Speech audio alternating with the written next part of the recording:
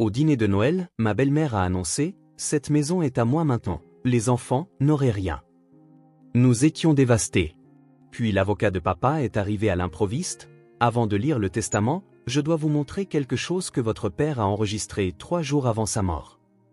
Avant de commencer l'histoire, n'oubliez pas d'aimer et de vous abonner à la chaîne pour voir plus d'histoires comme celle-ci. Je n'oublierai jamais le bruit du verre de champagne de ma belle-mère heurtant notre table de salle à manger en acajou ce soir de Noël. Le cristal produisit un son sec et décisif, comme le marteau d'un juge s'abattant sur une sentence de mort. Francine se tenait au bout de la table, la même où mon père avait découpé la dinde chaque Noël au cours des 30 dernières années. Sa robe en soie rouge captait la lumière du lustre, donnant l'impression qu'elle était enveloppée de sang. « Cette maison est à moi maintenant », déclara-t-elle, ses lèvres rouges rubis se courbant en un sourire qui me glaça le sang. « Vous, les enfants, vous n'aurez rien. » Les mots restèrent suspendus dans l'air comme du poison. Ma sœur Bethany attrapa ma main sous la table, ses doigts tremblant si fort que je pouvais sentir son pouce accélérer dans sa paume. La mâchoire de mon frère Conrad se serra si fort que je crus qu'il allait se briser les dents. Le dîner de Noël que nous nous étions forcés à endurer nous parut soudain comme un piège dans lequel nous étions tombés tête la première. « De quoi parles-tu » La voix de Conrad était basse, dangereuse. Il avait hérité du tempérament de notre père ainsi que de sa mâchoire carrée et de ses mains usées par le travail. En tant que pompier, il avait l'habitude de courir vers le danger, pas de le fuir, et je pouvais le voir calculer son prochain mouvement. Francine prit une lente gorgée de son champagne, savourant notre choc comme si c'était le plus grand des vins. « Votre père m'a tout légué avant de mourir. La maison, les 3 quincailleries, les comptes d'investissement, même les bijoux de votre mère qui sont dans ce coffre-fort à l'étage. Tout est légalement à moi. » Bethany émit un son, comme si on venait de lui donner un coup de poing dans l'estomac. Elle n'avait que 29 ans, la benjamine de la famille, et portait encore le collier de perles que papa lui avait offert pour sa remise de diplôme de l'école d'infirmière il y a tout juste 2 ans. « Tu mens. Papa ne nous aurait jamais fait ça, n'est-ce pas ?» Francine sortit un dossier en manille de son sac à main de créateur, le même truc Tapax en grave-l'œil à fermoir doré que papa lui avait acheté lors de leur lune de miel à Vegas. « Tout est ici, noir sur blanc, notarié et attesté. Votre père a réalisé que je méritais tout après m'être occupé de lui ces 2 dernières années. » La salle à manger semblait tourner. Cette maison, notre maison d'enfance, appartenait à notre famille depuis que papa l'avait achetée, jeune homme aux grands rêves et aux poches vides. Il avait bâti son empire de quincaillerie à partir de rien, travaillant 18 heures par jour pendant que notre mère nous élevait dans ses pièces. Chaque cadre de porte portait des marques de crayons suivant notre croissance. Chaque mur était couvert de photos des étapes importantes de notre famille. La cuisine sentait encore la tarte aux pommes de maman, une recette qu'elle nous avait apprise avant que le cancer ne l'emporte il y a 10 ans. M'être occupé de lui, m'entendis-je dire, ma voix semblant étrange et lointaine. Tu veux dire dépenser son argent en virée shopping et le convaincre de changer ses médicaments pour le cœur? Les yeux de Francine lancèrent des éclairs dangereux. Fais attention, Mélodie. La diffamation est une accusation grave. De plus, tu es enseignante. Tu devrais comprendre l'importance des documents légaux. Elle avait raison sur un point. J'étais enseignante. Je l'étais depuis 8 ans à l'école primaire de Riverside. J'enseignais en 3e année, passant mes journées à apprendre aux enfants l'équité, l'honnêteté et le partage. L'ironie ne m'échappait pas. Pendant que j'enseignais ces valeurs aux enfants des autres, la nouvelle épouse de mon père complotait apparemment pour voler tout notre héritage. Sors. Conrad se leva, sa stature d'1,88 m projetant une ombre sur la table. Sors de la maison de notre père, tout de suite. La maison de votre père? Francine rit, et ce fut un son hideux. Mon chéri, tu n'écoutes vraiment pas. C'est ma maison maintenant. Et si quelqu'un doit partir, c'est bien vous 3. En fait, je vous veux tous dehors d'ici le jour de l'an. Ça vous laisse une semaine pour emballer les effets personnels que vous estimez mériter, bien que techniquement, même ceux-ci m'appartiennent désormais. C'est à ce moment-là que nous l'avons entendu. La sonnette de la porte, tranchant la tension comme un couteau. Nous nous sommes tous figés. Qui pouvait bien passer un soir de Noël au milieu d'une tempête de neige? Francine fronça les sourcils, n'attendant visiblement personne. Si c'est l'un de vos amis qui vient plaider votre cause, il perd son temps. Mais quand j'ai ouvert cette lourde porte en chêne, la dernière personne que je m'attendais à voir se tenait là. Theodore Ashford, l'avocat de notre père depuis 20 ans, l'air sombre et déterminé, la neige s'accumulant sur les épaules de son manteau, tenant une mallette et quelque chose d'autre qui allait changer tout ce que nous pensions savoir sur la mort de notre père. La famille Brennan s'était toujours réunie dans notre maison d'enfance pour Noël, depuis que papa avait acheté la maison victorienne sur Maple Street il y a 30 ans. Il venait alors d'ouvrir sa première quincaillerie. Il avait à peine de quoi joindre les deux bouts. Mais il avait promis à maman qu'ils auraient une vraie maison pour élever leur famille. La maison a une bonne ossature, avait-il dit, elle a juste besoin d'un peu d'amour et d'huile de coude. Au fil des ans, il en avait restauré chaque centimètre de ses propres mains, nous apprenant, à nous les enfants, à planter des clous et à poncer le bois en cours de route. C'était censé être notre premier Noël sans lui. Papa était décédé 3 mois plus tôt, le 15 septembre. Une crise cardiaque massive dans son bureau au magasin principal. Il n'avait que 58 ans, encore fort, encore plein de projets d'expansion et de voyages de retraite qu'il ne ferait jamais. Les funérailles avaient été bondées de gens dont il avait touché la vie, des clients devenus des amis, des employés devenus une famille. Tout le monde avait pleuré ce jour-là, sauf Francine.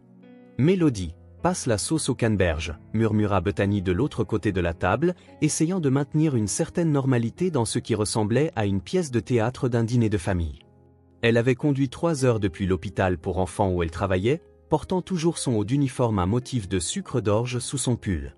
La salle à manger semblait différente sans le rire tonitruant de papa remplissant l'espace, sans qu'il insiste pour que nous goûtions tous la nouvelle recette qu'il avait trouvée dans un magazine de cuisine chez le dentiste. Sa chaise au bout de la table était vide. Francine avait insisté pour que nous la laissions ainsi. Par respect, disait-elle, bien qu'elle se soit déjà installée dans la chambre principale et ait redécoré la moitié de la maison. Fini les rideaux faits main de maman, remplacés par des stores coûteux qui bloquaient trop la lumière. Les photos de famille dans le couloir avaient été remplacées par de l'art moderne que papa aurait qualifié de « bêtises coûteuses ». Conrad n'avait pas dit grand-chose depuis son arrivée cet après-midi. En tant qu'aîné, à 35 ans, il avait le plus mal vécu la mort de papa. Il était à la caserne des pompiers lorsque l'appel était arrivé, il avait même répondu à l'urgence au magasin de papa avant de réaliser de qui la vie s'échappait. Vous vous souvenez quand papa nous faisait tous partager ce pourquoi nous étions reconnaissants, dit-il doucement, fixant sa dinde intacte. Même cette année où j'avais 17 ans et où j'étais en colère contre tout, il m'a quand même fait participer. Il disait que la gratitude était comme l'huile dans un moteur, ajoutai-je, souriant à ce souvenir. Elle permet à tout de fonctionner sans heurts, même quand les pièces menacent de casser. Francine fit teinter sa fourchette contre son verre de vin, le son sec et autoritaire. Eh bien, j'ai quelque chose à partager avec vous tous. Sa voix avait cette douceur artificielle qui m'a toujours agacé, comme de la saccharine essayant de se faire passer pour du sucre.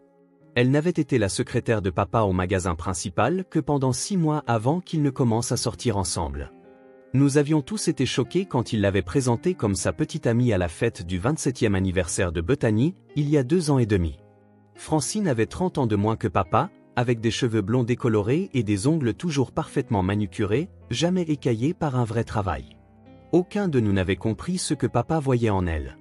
Elle semblait plus intéressée par ses cartes de crédit que par sa compagnie, plus fascinée par ses relevés bancaires que par ses histoires. Le mariage avait été rapide, trop rapide. Une cérémonie au palais de justice à laquelle nous n'avions pas été invités, l'apprenant par une publication Facebook de la cousine de Francine. Papa s'était excusé plus tard, disant que Francine voulait quelque chose d'intime, juste pour eux deux. Maman aurait eu le cœur brisé de savoir qu'il s'était remarié sans la présence de ses enfants. Votre père et moi avons eu de nombreuses conversations avant son décès, continua Francine, se levant de sa chaise comme si elle faisait une présentation à un conseil d'administration. La lumière des bougies se reflétait sur ses boucles d'oreilles en diamant, des cadeaux de papa du Noël précédent, quand nous prétendions tous encore que cela pouvait fonctionner, que nous pouvions être une sorte de famille recomposée. Elle contourna la table lentement, délibérément, ses talons claquant sur le parquet que papa avait lui-même verni l'été de mes 16 ans. Nous avons parlé de cette maison, de ses biens, de l'avenir. Il avait des souhaits très précis sur la façon dont les choses devaient être gérées après sa mort. La dinde eut soudain un goût de sueur dans ma bouche. Bethany posa sa fourchette, et les mains de Conrad se crispèrent en point de chaque côté de son assiette. La musique de Noël qui jouait doucement depuis la chaîne stéréo du salon semblait se moquer de nous avec ses mélodies joyeuses sur la famille, le foyer et la joie. Francine, s'il s'agit du testament de papa, nous devrions en discuter en présence de Maître Ashford, dis-je, essayant de garder une voix stable. De quoi parles-tu, Francine ? demandai-je, bien que mon estomac se soit déjà noué comme si j'avais sauté d'une falaise. Le dîner de Noël, déjà tendu, ressemblait maintenant à un piège soigneusement préparé, et nous y étions tombés tête baissée, sans méfiance. Elle sortit un document de son sac de créateur, les papiers ayant l'air officiels et impeccables. Votre père m'a tout cédé 1 mois avant sa mort. La maison, les magasins, les investissements, le chalet de vacances au lac Harrison, même la Mustang classique dans le garage que Conrad a aidé à restaurer. Tout. C'est impossible. Conrad se leva si vite que sa chaise racla le parquet, laissant une marque pour laquelle maman l'aurait grondé. Papa ne nous aurait jamais laissés sans rien. Il a passé toute sa vie à construire cette entreprise pour l'avenir de notre famille. Il l'aurait fait et il l'a fait, l'interrompit Francine, agitant les papiers comme un billet de loterie gagnant. J'ai tout ici, noir sur blanc. Procuration, transfert d'actifs, titre de propriété de la maison, document de propriété pour les 3 quincailleries. Cette maison est à moi maintenant. Les entreprises sont à moi. Et vous, les enfants, fit-elle une pause, savourant le moment comme un chocolat de luxe, vous n'aurez rien. Le visage de Bethany se décomposa, des larmes coulant sur ses joues. Mais papa nous l'avait promis. Il a toujours dit que la maison resterait dans la famille. Notre mère a grandi dans cette maison. Ses parents l'ont construite en 1962. C'est ici qu'elle a appris à cuisiner. Où elle a rencontré papa lors d'un barbecue de quartier, où elle voulait que ses petits-enfants jouent un jour. Votre mère est morte, dit froidement Francine. Chaque mot était délibéré et tranchant. Elle est morte depuis 10 ans. Et maintenant, votre père aussi. Il est temps que vous affrontiez tous la réalité et que vous arrêtiez de vivre dans le passé. Tu mens, dis-je, ma voix tremblant d'une rage que je ne pouvais contenir. Papa avait un testament. Il nous l'a montré à Thanksgiving dernier, dans son bureau. Nous étions tous pourvus. Il avait tout partagé équitablement entre nous 3, avec des dispositions pour d'éventuels petits-enfants. Il avait même mis de l'argent de côté pour que Bethany puisse ouvrir son propre cabinet de pédiatrie un jour. Les plans ont changé, ma chérie. Le sourire de Francine était prédateur, comme celui d'un serpent qui a acculé une souris. Votre père a réalisé que je méritais tout après m'être occupé de lui. Vous 3 êtes des adultes avec vos propres carrières. Conrad gagne bien sa vie en tant que pompier. Bethany a son travail d'infirmière, et toi, Mélodie, eh bien, les enseignants ne gagnent peut-être pas beaucoup, mais tu as les étés de congé. Vous n'avez pas besoin de son argent. Les poings de Conrad étaient si serrés que ses jointures étaient devenues blanches. T'occuper de lui? Tu veux dire dépenser son argent en soins au spa et en vêtements de créateur? Le parader en ville comme ton distributeur automatique personnel? Le convaincre de sauter ses rendez-vous chez le cardiologue parce que tu avais des réservations pour dîner au country club? Surveille ton ton. Le masque composé de Francine se fissura enfin. Je peux vous faire expulser de ma propriété sur le champ. Un coup de fil au bureau du shérif et vous passerez Noël dans une cellule de détention pour violation de propriété. C'est insensé, dis-je en me levant pour lui faire face. Papa a construit tout ce qu'il avait pour la famille. Il travaillait 70 heures par semaine, manquait des vacances, économisait chaque sou pour que nous puissions avoir une vie meilleure. Il ne donnerait pas tout à quelqu'un qu'il connaissait depuis seulement 2 ans. 2 ans et demi, corrigea Francine, comme si ces 6 mois faisaient une différence. Et de toute évidence, vous ne connaissiez pas votre père aussi bien que vous le pensiez. Il se sentait seul après la mort de votre mère. Vous 3 aviez vos propres vies, vous ne veniez le voir que pour les vacances. J'étais là tous les jours. Je l'ai mérité. Mérité. La voix de Bethany perça à travers ses larmes. Tu l'as isolé de ses amis. Tu l'as convaincu de renvoyer Margaret, qui était sa directrice de bureau depuis 15 ans, tu lui as fait manquer la cérémonie de décoration de Conrad à la caserne des pompiers parce que tu voulais aller dans la région viticole à la place. Francine se dirigea vers la fenêtre, regardant la cour enneigée où notre balançoire se tenait toujours, rouillée mais solide. Vous pouvez contester si vous voulez. Dépensez votre argent en avocat, mais ces documents sont blindés. Votre père était sain d'esprit. Les transferts sont tous légaux, et franchement, aucun juge n'annulera la décision d'un homme de pourvoir aux besoins de sa femme. La pièce semblait avoir été vidée de tout son oxygène. 3 générations d'histoire de la famille Brennan, des centaines de milliers de dollars d'actifs, notre maison d'enfance, l'héritage de notre père, tout cela volé par une femme qui ne savait même pas épeler le mot « inventaire » quand elle avait commencé à travailler au magasin. Juste au moment où je pensais que Conrad pourrait réellement renverser la table ou mettre son poing dans le mur, la sonnette retentit, son carillon joyeux en totale contradiction avec la dévastation dans la pièce. J'ouvris la porte pour trouver Monsieur Theodore Ashford debout dans la neige, sa mallette à la main, son visage habituellement joyeux, maintenant sévère et déterminé. La neige s'était accumulée sur les épaules de son manteau de laine sombre, et son souffle formait des nuages dans l'air glacial. Derrière lui, les lampadaires projetaient de longues ombres sur notre pelouse avant, la même pelouse où papa nous avait appris à lancer une balle de baseball. Monsieur Ashford, dis-je, confuse et en quelque sorte pleine d'espoir en même temps. Que faites-vous ici? C'est le soir de Noël. Bonjour, Mélodie. Je m'excuse d'interrompre vos vacances, mais cela ne pouvait pas attendre.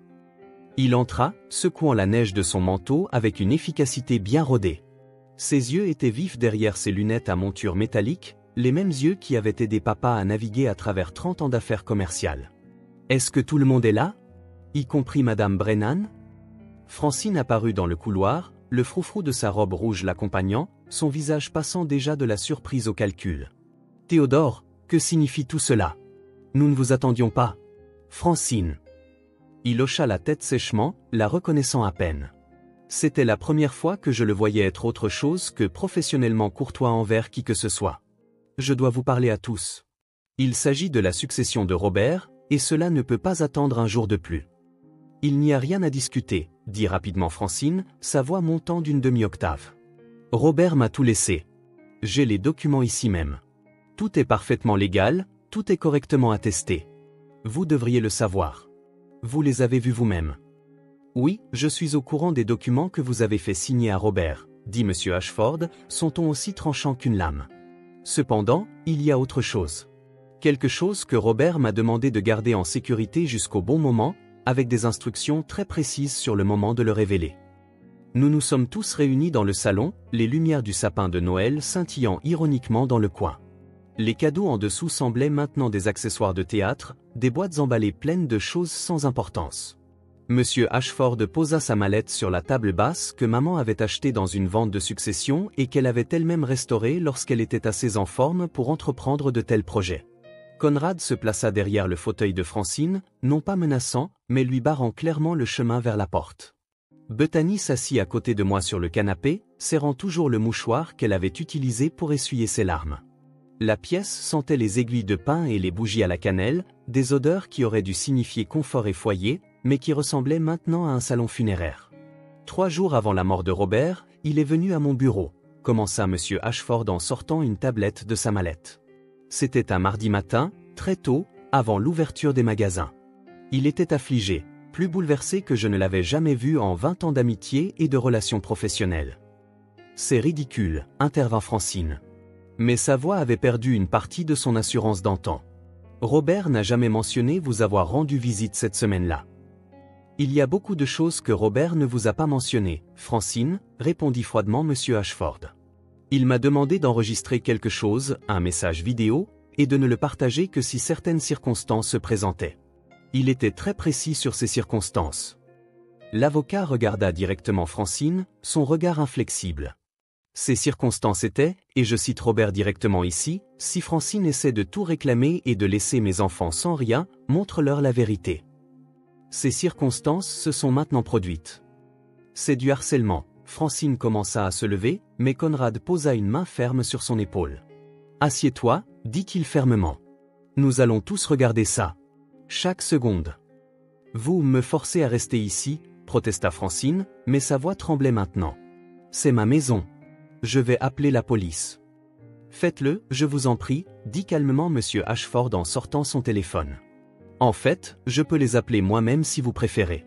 Je suis certain qu'ils seraient très intéressés par ce que Robert avait à dire dans cette vidéo. Le silence se fit dans la pièce, à l'exception du tic-tac de l'horloge de parquet dans le couloir, la même horloge que papa remontait chaque dimanche soir sans faute depuis 30 ans. Francine se laissa retomber dans son fauteuil, le visage pâle sous son maquillage soigneusement appliqué. Monsieur Ashford positionna la tablette de manière à ce que nous puissions tous voir l'écran clairement. Avant de lancer la lecture, je dois vous informer que j'ai déjà déposé des copies de cette vidéo auprès du tribunal des successions, du bureau du procureur de l'État et des associés principaux de mon propre cabinet. Robert voulait s'assurer qu'il n'y aurait aucune question sur son authenticité ou sa recevabilité. Il appuya sur lecture, et le visage de mon père remplit l'écran. La vue de lui, vivant et parlant quelques jours seulement avant que nous le perdions, me serra la poitrine d'un chagrin nouveau et d'un espoir soudain et désespéré. Le visage de papa apparut à l'écran et Bethany halta, sa main se portant à sa bouche. Il avait l'air fatigué, plus vieux que dans mon souvenir d'il y a à peine 3 mois, avec des cernes sous les yeux et une pâleur grise sur la peau. Mais ses yeux étaient clairs et déterminés. Les mêmes yeux qui nous avaient vus faire nos premiers pas, obtenir nos diplômes universitaires, devenir des adultes. Mes chers enfants, Mélodie, Conrad, Bethany, si vous regardez ceci, cela signifie que Francine a révélé sa vraie nature.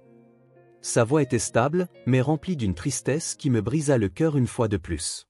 Je dois vous dire la vérité, toute la vérité, avant qu'il ne soit trop tard. Le visage de Francine était devenu blême, son rouge à lèvres rouges ressortant comme du sang sur du papier blanc. Éteignez ça. C'est un faux. Il était malade, délirant. Rien de ce qu'il dit n'a d'importance. Tais-toi, dit Conrad, son autorité de pompier coupant court à ses protestations. Papa continua, bougeant légèrement sur sa chaise. Je reconnus l'arrière-plan comme étant le bureau de M. Ashford. Les livres de droit alignés derrière lui comme des témoins silencieux. Il y a 6 semaines, j'ai découvert que Francine m'empoisonnait lentement. De petites doses de digitaline dans mon café chaque matin. Assez pour affaiblir mon cœur, mais pas assez pour éveiller les soupçons lors des examens de routine. J'ai trouvé le flacon caché dans sa boîte à bijoux alors que je cherchais des boutons de manchette pour le dîner de la chambre de commerce. Ma main vola à ma bouche. Bethany agrippa le bras de Conrad si fort que je pouvais voir ses jointures blanchir. La pièce se mit à tourner et je dus me forcer à continuer de respirer, à continuer d'écouter. Je l'ai confronté en privé ce soir-là. La voix de papa continua, chaque mot mesuré et délibéré. Au début, elle a nié. Puis, quand je lui ai montré le flacon, elle a ri. Elle a vraiment ri et m'a dit que je ne pourrais jamais le prouver. Elle a dit que la digitaline se métaboliserait trop rapidement, que cela ressemblerait simplement à une aggravation de mon problème cardiaque existant. Elle avait raison sur ce point. Papa fit une pause, prit une gorgée d'eau dans un verre sur le bureau de M. Ashford. Puis elle a menacé d'augmenter la dose si je ne lui cédais pas tout immédiatement. Elle a dit que personne ne me croirait de toute façon. Un homme plus âgé prétendant que sa jeune et belle épouse essayait de le tuer. Elle a dit qu'il penserait que je devenais sénile, que j'étais jaloux de sa jeunesse, que j'avais des délires à cause de mes médicaments pour le cœur. C'est insensé, hurla Francine en essayant de se relever. Mais Conrad la maintint fermement en place. Il ment. J'aimais Robert. Je ne lui aurais jamais fait de mal. L'expression de papa sur la vidéo se durcit en quelque chose que j'avais rarement vu. Une fureur froide qui me rappela qu'il n'avait pas bâti 3 magasins prospères en étant un tendre. Alors, j'ai joué le jeu. J'ai signé les papiers qu'elle voulait, transféré les actifs qu'elle exigeait. Mais Théodore, ici présent, m'a aidé à créer une deuxième série de documents. Mon vrai testament, laissant tout comme je l'avais toujours prévu. À mes 3 enfants, des parts égales de tous les actifs commerciaux, la maison devant rester dans la fiducie familiale. Francine obtient exactement ce qu'elle a apporté dans ce mariage, c'est-à-dire rien.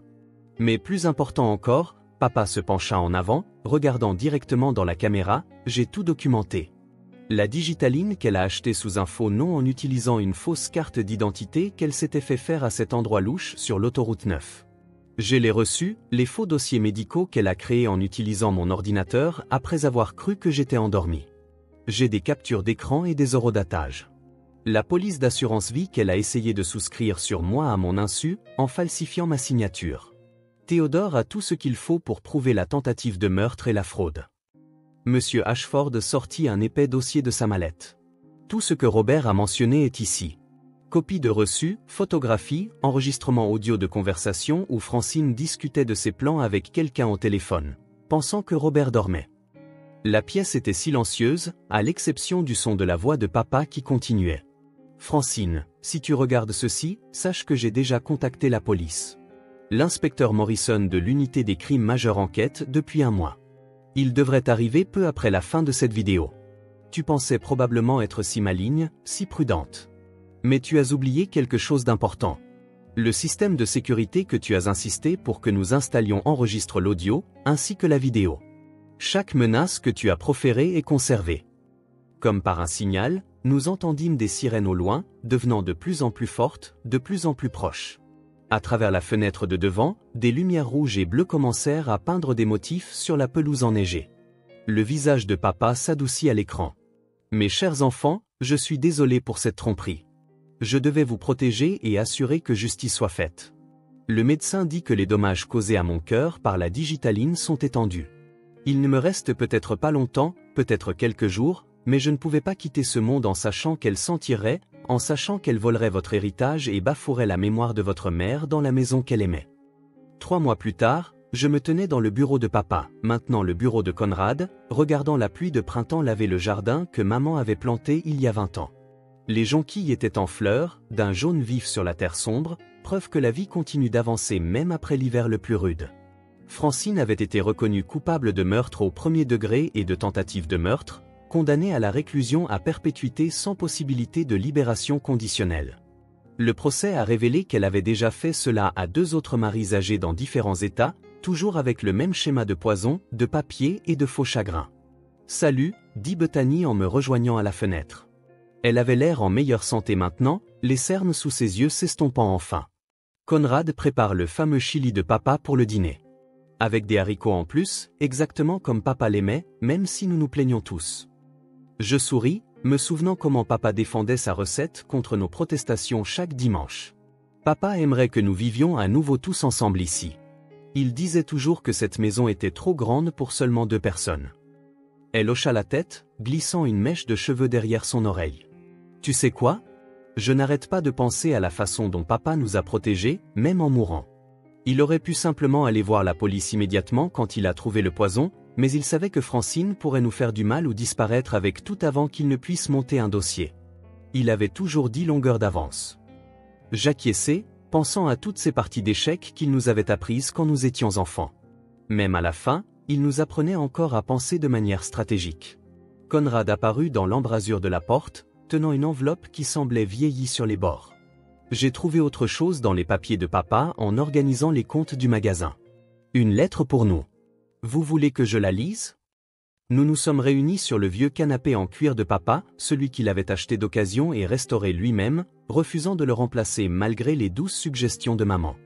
Le cuir était usé et doux à tous les endroits où il s'asseyait, comme si sa présence était encore irgendouille imprégnée dans le meuble lui-même. Conrad ouvrit la lettre avec précaution, ses mains stables malgré l'émotion dans ses yeux. Mes enfants bien-aimés, si vous lisez ceci, c'est que justice a été rendue et que vous êtes en sécurité. C'est tout ce qui compte pour moi. Ne perdez pas de temps en haine ou en amertume envers Francine ou quiconque essaie de nuire à notre famille. J'ai appris que la vie est plus courte que nous le pensons et plus précieuse que nous ne le savons. La maison n'est pas seulement des murs et des souvenirs. C'est là que vit l'amour de notre famille. Gardez cet amour vivant. Continuez les dîners du dimanche, même quand vous n'avez pas envie de cuisiner. Continuez à rire dans la cuisine à cause de crêpes brûlées et de recettes expérimentales. Continuez à vous entraider dans les moments difficiles sans compter les points. C'est votre véritable héritage, pas l'argent ou les magasins. Ce ne sont que des outils pour vous aider à construire de belles vies. Votre mère l'avait compris, et j'espère vous l'avoir appris par l'exemple. Tout mon amour, papa. Bethany s'essuya les yeux avec sa manche. Il nous a sauvés une dernière fois. Non, dit doucement Conrad en pliant soigneusement la lettre. Il nous a appris à nous sauver nous-mêmes, à nous faire confiance, à nous battre pour ce qui est juste, même quand cela semble impossible. Ce soir-là, nous avons mangé du chili à la même table de salle à manger où notre monde avait failli voler en éclats. La chaise de papa n'était plus vide car nous avions commencé à nous y asseoir à tour de rôle, chacun de nous portant une part de sa force. Nous avions placé sa photo sur le manteau de la cheminée, entouré des fleurs du jardin de maman, d'où il pouvait veiller sur les dîners de famille comme il l'avait toujours fait. La maison victorienne accueille toujours nos Noëls en famille, bien qu'ils soient différents maintenant. Nous invitons Monsieur Ashford chaque année, le considérant comme un membre de la famille après tout ce qu'il a fait pour aider papa à nous protéger. Les quincailleries prospèrent sous la direction de Conrad, Bethany s'occupant des régimes de santé pour les employés et moi animant des ateliers le week-end pour les enfants sur les réparations de base à la maison, tout comme papa le faisait. Nous avons une nouvelle tradition de Noël maintenant.